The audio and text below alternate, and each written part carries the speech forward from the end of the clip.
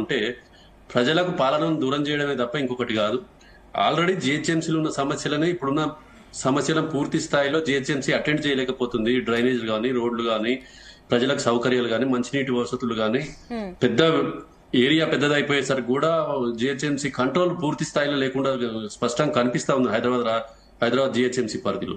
అలాంటిది మిగతా ఓఆర్ఆర్ మొత్తం సరౌండింగ్స్ మొత్తం హైదరాబాద్ పరిధిలోకి తీసుకురావడం అంటే ఇది ఏదో రియల్ ఎస్టేట్ దందా చేసేటోళ్లకు లేదా ప్రభుత్వం ఉన్న పెద్దలకు రియల్ ఎస్టేట్ ఛార్జీలో ఏదైనా బ్రోకరేజ్ వస్తుందని చేస్తున్నట్టే స్పష్టంగా అనిపిస్తుంది తప్ప ఇది హైదరాబాద్ ప్రజలకు ఉపయోగపడే విధంగా లేదు.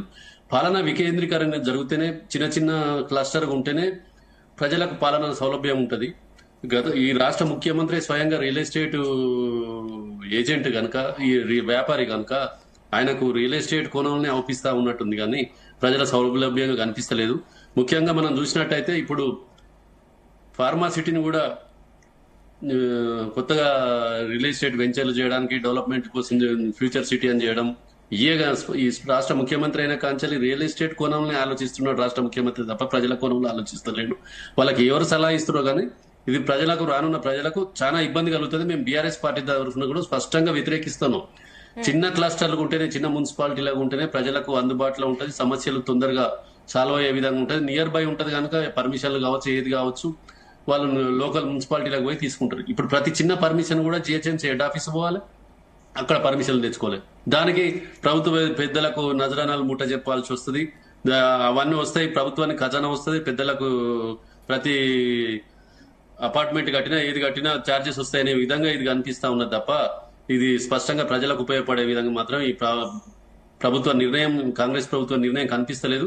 తక్షణమే ప్రభుత్వం ఉపసంహరించుకోవాలి. యాజ్ ఇట్ ఈస్ గా మున్సిపాలిటీగానే ఉండనిచ్చి ప్రజల సౌలభ్యం ఆధారంగా ఎన్నికలు జరపాలి తప్ప ఈ గ్రేటర్ హైదరాబాద్ అనేది ఇప్పుడు ఈ రోజు ఓఆర్ఆర్ వరకు తీసుకుంటున్నాం అంటే రేపు RRR అంటావు, తర్వాత ఏముంది తెలంగాణ మొత్తం హైదరాబాద్ కిందకి తీసుకొస్తావా? ఒక హైదరాబాద్ స్టేట్ క్యాపిటల్ సిటీ ఉంటే సరిపోతుందా? జిల్లాలు, రాష్ట్రం అవసరం లేదు.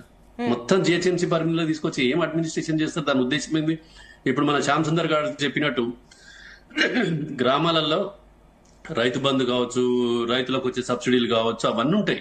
అవి అన్ని గ్రేటర్ హైదరాబాద్ పరిధిలోకి వస్తే అక్కడ ఆ ప్రాంతంలో ఏమైనా విలేజెస్ ఉన్నా, ఈ వ్యవసాయదారులు ఉన్నా వాళ్ళందరూ ఇబ్బంది పడే పరిస్థితి ఉంది. మొత్తం హైదరాబాద్ మొత్తం ఇప్పుడు ఓఆర్ఆర్ చుట్టూ కూడా మనం పోతా ఉంటే ఓఆర్ఆర్ పొలాలు స్పష్టంగా కనిపిస్తున్నాయి, రైతులు వ్యవసాయం చేసుకునే రైతులు కనిపిస్తున్నారు. వాళ్ళందరినీ జిహెచ్ఎంసీ పరిధిలోకి తీసుకొస్తే రైతులకు వచ్చే సబ్సిడీలు కూడా నష్టపోతారు, రైతులు ఇబ్బంది పడతారు.